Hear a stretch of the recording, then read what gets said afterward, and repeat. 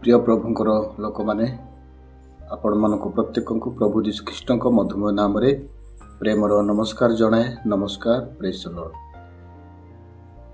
आज मध्य आमने Bible पढ़िबा, Bible रो किछि आमने भांगिबा नहीं बा व्याख्या करिबा नहीं, जस्ट पढ़िबा। एथिरे आपण माने बुझिया पय चेष्टा करिवे एवं आमर उद्देश्य होछि आपण माने समस्त एक प्रकार बाइबल अध्ययन करंतु। अध्ययन करू करू आपण बाइबल रे वृद्धि लाभ होंतु, कारण प्रभु कहती आम मैंने प्रत्येक बाइबल पढ़िले आम मैंने आत्मिक भाव में बढ़ी पारिबा। बाइबल जदि अध्ययन करिबा नहीं तेबे आम मैंने आत्मिकतार बढ़ी पारिबा नहीं। तेणु आमर उद्देश्य जे आम जे प्रकार भाव में प्रतिदिन शारीरिक खाद्य भोजन करूँ से प्रकार आम मैंने प्रतिदिन आत्मिकता निमंते आमने बाइबल अध्ययन करने निहाती जरूरी अटे। तेणु आज गोटे विषय मु अध्ययन करुछि, मो सहित आपण माने मध्य खोलिबे एवं पढ़िबे। तहिर आज आम माने व्याख्या करिबा नहीं, मात्र जस्ट आम माने पढ़िबा आउ सारिबा। प्रभु आपण मानकु ए प्रकार आशीर्वाद करुथांतु, पुणी स्नेह रे प्रेम रे श्रद्धा रे रखिथांतु। आसंता माने बाइबल अध्ययन करिबा।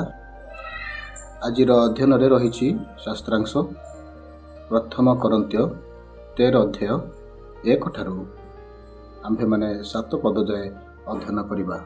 आपण माने मध्य सेही पुस्तक खोलंतु एवं पढ़ंतु। एई पढ़ू पढ़ू आपण माने मध्य बुझिया पय चेष्टा करंतु जे आपण माने आपणकर हृदय, आपण मानकर मन भाव, आपण माने जनक प्रति कि प्रकार भाव अछंती ताहा मते आपण माने निजक समीक्षा करि परिबे। चलंतु आम माने बाइबल अध्ययन करिबा। जदि मु मनुष्य मानक व दूत मानक भाषा रे कथा कहे किंतु मोहर प्रेम न थाए, तेबे मो शब्दकारक घंटा किंबा झमझम शब्दकारी करताल स्वरूप होइछि।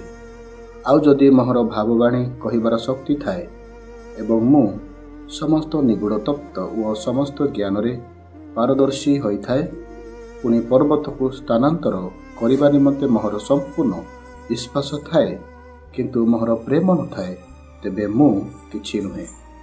पुणी जदि मु दरिद्र मानक भोजन कराइबा निमंते मोहर सर्वस्व वितरण करे, पुणी जदि मु मोहर शरीर को दग्ध हेबा निमंते समर्पण करे किंतु मोहर प्रेम न थाए, तेबे मोहर किछि लाभ नहीं।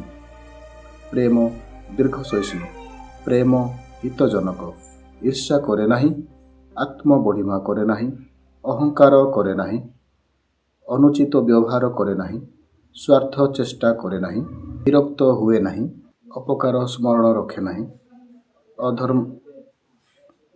अधर्म रे आनंद करे नहीं किंतु सत्य रे आनंद करे, समस्त सह्य करे, समस्त विश्वास करे, समस्त भरोसा करे, समस्त विषय धैर्य धरी रहे। प्रभु आपण मानक प्रत्येक को, आपण मानकर परिवार को, आपण मानकर व्यक्तिगत जीवन को, पुणी आपणकर मंडल को प्रत्येक को प्रभु आशीर्वाद करंतु। ए प्रकार आपण माने बाइबल अध्ययन करंतु, बाइबल रो नूआ नूआ ज्ञान पांतु एवं आत्मिकतारे बढ़िबा पारे प्रभु आपण मानक सहायता करंतु। प्रभु आपण मानक प्रत्येक को आशीर्वाद करंतु। आमेन।